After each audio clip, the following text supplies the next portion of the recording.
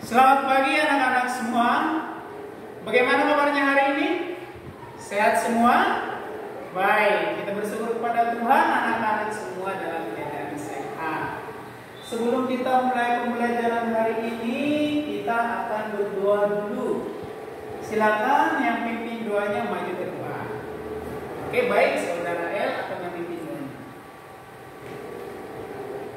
Terima kasih kepada El yang sudah memimpin doa kita dalam doa hari ini. Coba diperhatikan samping kiri kanannya yang tidak hadir hari ini siapa? Oke, hadir semua. Hadir semua ya. Apakah anak-anak sudah siap untuk belajar hari ini? Siap. Sudah semangat belum? Sudah. Baik, kita akan tepuk semangat dulu seperti biasa. Ikuti Bapak. Oke.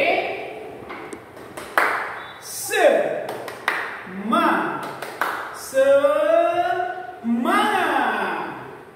Oke. Hari ini kita akan belajar tentang matematika. Minggu lalu kita sudah menyinggung sedikit, membahas sedikit tentang pembelajaran matematika, yaitu tentang data.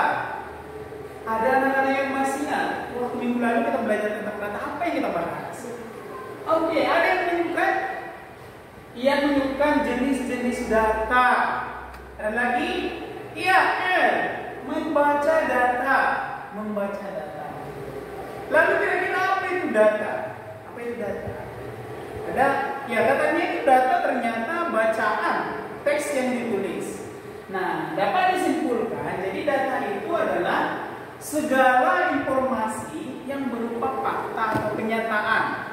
Fakta atau kenyataan boleh berupa tulisan, tertulis, atau nanti boleh berupa wawancara secara langsung.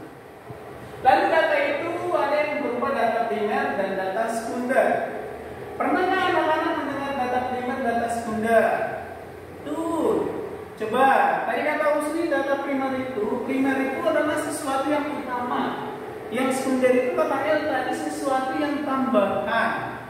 Di dalam kegiatan ekonomi kita sering mendengar itu kebutuhan sekunder yang utama, kebutuhan primer yang utama, yang sekunder yang tambahan. Nah, di sini adalah data yang primer disebut data yang diambil langsung oleh orang yang menyajikan data tersebut. Contohnya Bapak nih, Bapak pernah tahu misalnya kegemaran anak-anak yang ada di kelas ini. Bapak langsung mencari datanya. Yang gemar bermain sepak bola, contohnya Bapak mau cari misalnya data kegemaran anak-anak kelas 4 tentang olahraga. Yang gemar olahraga sepak bola ada 7, renang ada 6, dan seterusnya. Itu disebut data yang ini. Data sekunder itu data yang kita ambil, misalnya dari media lain, boleh buku, atau misalnya dari sumber lainnya. Kita lanjut. Nah, ini adalah membaca data. Membaca data bisa dibaca dalam bentuk, disajikan dalam bentuk tabel. Ini yang disebut tabel. Tabel itu terdiri dari baris dan kolom. Yang ini, yang ke kanan itu disebut kolom pertama, kolom kedua. Sedangkan yang ke bawah itu disebut baris pertama, kedua, dan seterusnya.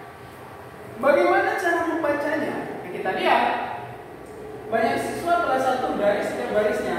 Siswa kelas 1 ada berapa? 25. Kelas 2 ada berapa? 26, dan seterusnya.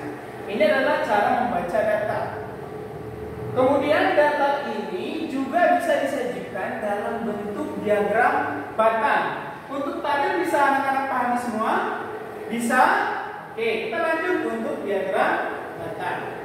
Di dalam diagram batang yang ini, kita nanti menuliskan dua garis. Garis vertikal dan garis horizontal. Garis yang vertikal ini nanti kita tuliskan di sini banyaknya data. Banyaknya data, sedangkan di dalam garis horizontal ini adalah jenis data yang disebutkan. Di dalam tabel biasanya, di dalam tabel banyaknya data itu ada di kolom akhir. Sedangkan jenis data itu ada di kolom awal seperti ini. Makanya ini banyaknya data itu tadi dibuat pada kolom, pada bagian yang garis vertikal yang ini. Sedangkan jenis datanya adalah horizontal.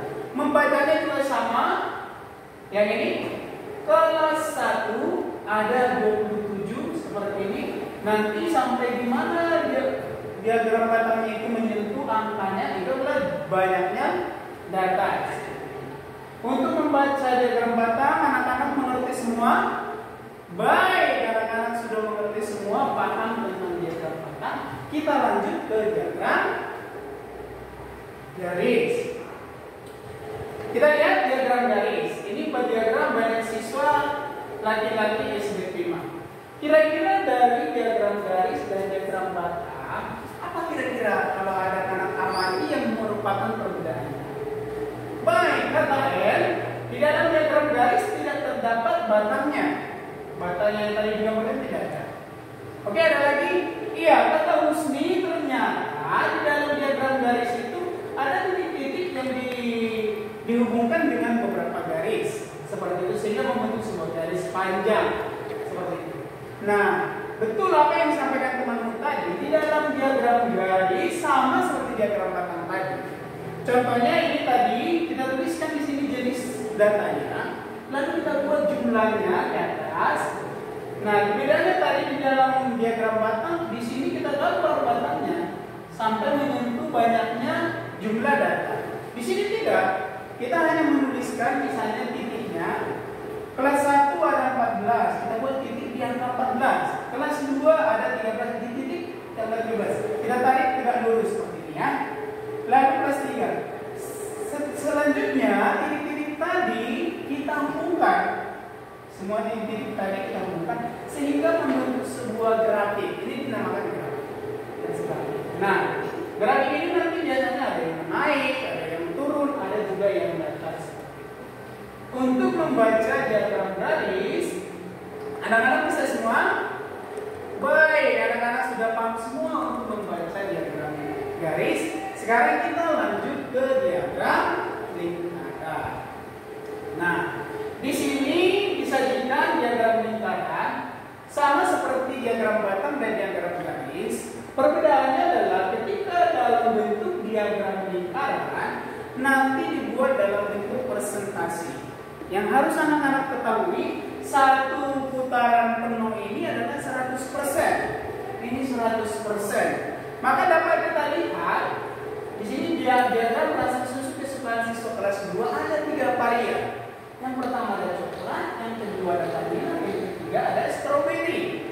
Yang vanila sudah dikasih tahu 30%. Yang stroberi ada sebanyak 25%. Berarti sisanya tadi kita tinggal kurangkan.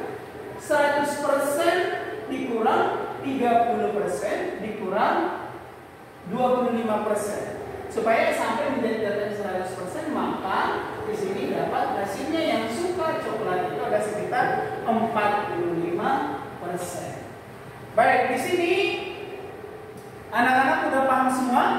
Ada yang bertanyakan? Tidak. Oke. Kalau sudah paham semua, nanti anak-anak bisa mengerjakan latihan berikut. Sekarang anak-anak bisa mengerjakan data yang ini, data tabel berikut diubah menjadi diagram batang dan diagram lingkaran. Anak-anak nanti kerjakan di buku latihannya, lalu kita nanti akan periksa secara berpasangan dengan temannya. Ada yang mau ditanya untuk pembelajaran hari ini? Tidak ada. Baik, karena tidak ada, silakan yang buat doanya maju ke depan. Terima kasih, hari ini pembelajarannya sudah selesai. Semoga apa yang kita pelajari hari ini bisa anak-anak pahami dan kita bisa lanjutkan di pembelajaran selanjutnya. Sampai jumpa dan selamat pagi.